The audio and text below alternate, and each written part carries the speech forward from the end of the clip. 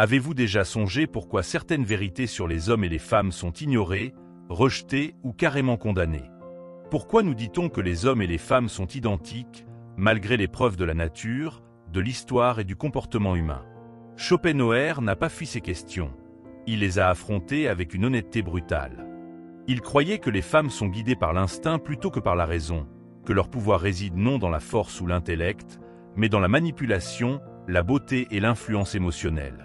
Il soutenait que l'amour, loin d'être une connexion profonde, est simplement un piège biologique, une illusion fugace conçue pour servir les desseins de la nature, et non notre bonheur. Ce n'est qu'un début. Ces idées restent parmi les plus controversées en philosophie, non parce qu'elles sont dépassées, mais parce qu'elles nous obligent à poser des questions inconfortables. Schopenhauer affirmait que le bonheur n'est pas réel comme nous l'imaginons.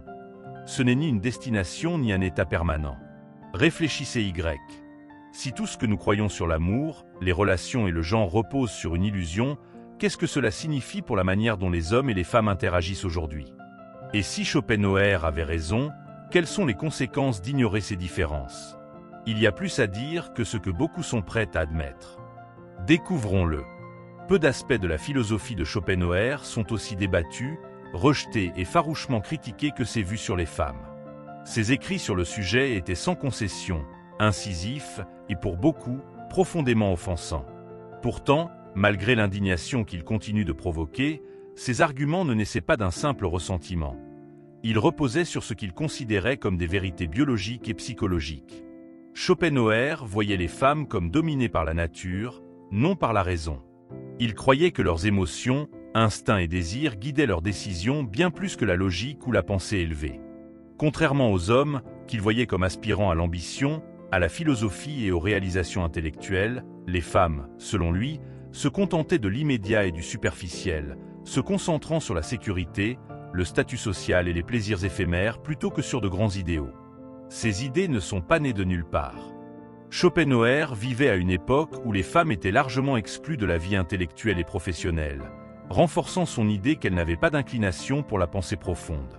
Ses expériences personnelles, y compris une relation notoirement amère avec sa mère et des échecs amoureux, ont probablement alimenté son mépris. Mais, malgré le contexte historique, son argument central ne portait pas sur les rôles sociaux. Il concernait la nature elle-même. Même aujourd'hui, ses vues restent troublantes. À une époque qui célèbre l'égalité, l'idée que des différences fondamentales entre hommes et femmes s'étendent au-delà de la culture, dans le domaine de l'instinct et de la cognition, est largement rejetée. Pourtant, Schopenhauer ne cherchait pas à être poli. Il voulait exposer ce qu'il considérait comme la réalité. Qu'on soit d'accord ou non, sa perspective force une question inconfortable. Sommes-nous uniquement façonnés par la société, ou y a-t-il une vérité biologique plus profonde que nous refusons d'accepter? Schopenhauer voyait les hommes et les femmes comme fondamentalement différents, non à cause de la culture ou de l'éducation, mais à cause de la nature elle-même. Selon lui, les hommes sont mus par l'ambition, la réussite et la quête de grandeur, tandis que les femmes sont guidées par l'instinct, la survie et les préoccupations immédiates.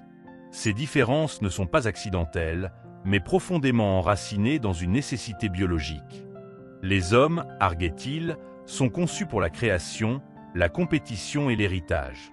Leur désir d'inventer, de construire et de conquérir naît d'une volonté de laisser une marque durable sur le monde, que ce soit par des pursuits intellectuels, la guerre ou des réalisations artistiques. Les hommes cherchent à transcender le présent, visant quelque chose de plus grand qu'eux-mêmes. Cette ambition incessante, cependant, a un coût, l'agitation, l'insatisfaction et une incapacité à trouver la paix dans les plaisirs simples. Les femmes, en revanche, privilégient la sécurité à la conquête, la stabilité à l'ambition. Selon Schopenhauer, leur focus n'est pas de remodeler le monde, mais de le naviguer pour survivre.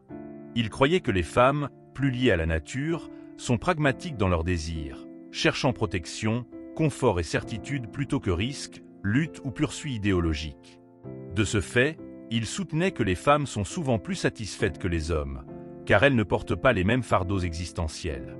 Cette fracture fondamentale dans les valeurs façonne tout, des relations aux structures sociétales.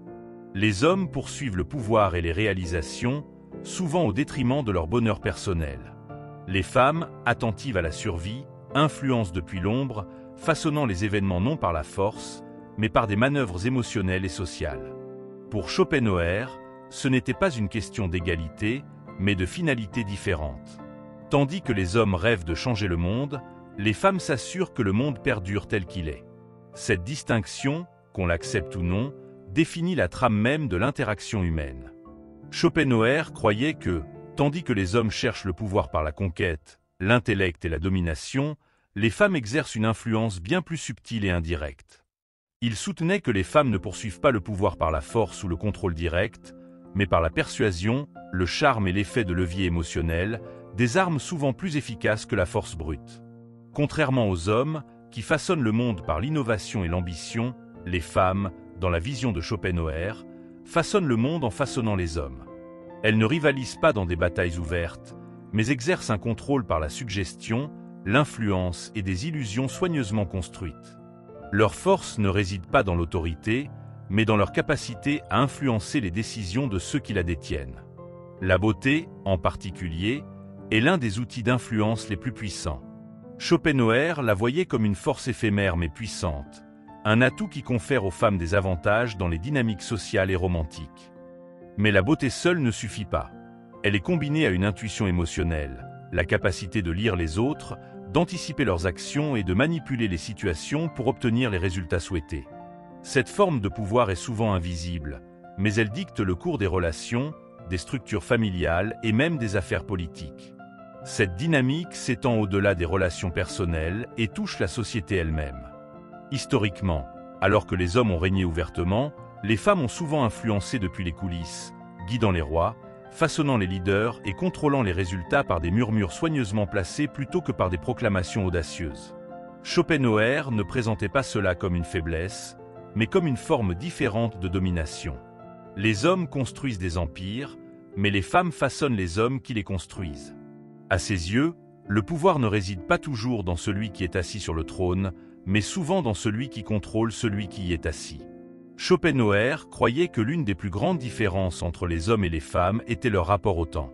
Les hommes, selon lui, sont obsédés par l'avenir, cherchant constamment des objectifs à long terme, poursuivant un héritage et construisant vers quelque chose de plus grand. Les femmes, en revanche, sont plus en phase avec le présent, privilégiant les besoins immédiats et la sécurité aux ambitions abstraites. Pour Schopenhauer, ce n'était pas un défaut, mais un reflet du dessein de la nature. Les femmes, concentrées sur la stabilité et la survie, tendent à rechercher le confort, l'harmonie sociale et des bénéfices pratiques. Elles sont moins susceptibles de tout risquer pour un rêve lointain ou une récompense incertaine. En revanche, les hommes sacrifient le confort, la santé et même les relations pour poursuivre la grandeur. Cette ambition incessante, bien que souvent destructrice, est ce qui pousse le progrès, l'invention et la formation de l'histoire. Cette différence dans la perception du temps influence presque tous les aspects de la prise de décision. Dans les relations, Schopenhauer voyait les femmes comme naturellement attirées par les hommes pouvant offrir une stabilité immédiate plutôt que ceux vivant pour un succès futur incertain. Dans les dynamiques sociales, il croyait que les femmes se concentraient sur la sécurisation de conditions favorables dans l'instant plutôt que sur des batailles idéologiques à long terme. Même dans leurs désirs personnels, il les voyait comme moins susceptibles d'être consumées par des soucis existentiels ou des poursuites philosophiques grandioses, choisissant plutôt de s'engager dans ce qui apporte une satisfaction immédiate. La question est alors de savoir si cela doit être vu comme une faiblesse ou une forme différente d'intelligence. Est-il sage d'échanger le plaisir momentané contre des récompenses incertaines? L'ambition masculine est-elle une vertu ou simplement une autre forme de souffrance? Schopenhauer ne donnait pas de réponse, seulement l'observation que les hommes vivent pour ce qui pourrait être, tandis que les femmes maîtrisent ce qui est déjà. Schopenhauer voyait l'amour non comme un lien transcendant profond, mais comme une tromperie biologique, une illusion créée par la nature pour assurer la reproduction. Il croyait que ce que les gens appellent l'amour n'est ni une connexion spirituelle ni un grand destin, mais une force instinctuelle calculée conçue pour un seul but, la continuation de l'espèce. L'attraction, selon lui, a peu à voir avec la compatibilité ou l'épanouissement personnel. Elle est dictée par des besoins biologiques inconscients. Les hommes sont attirés par la jeunesse et la beauté, non par romantisme, mais parce que ces traits signalent la fertilité.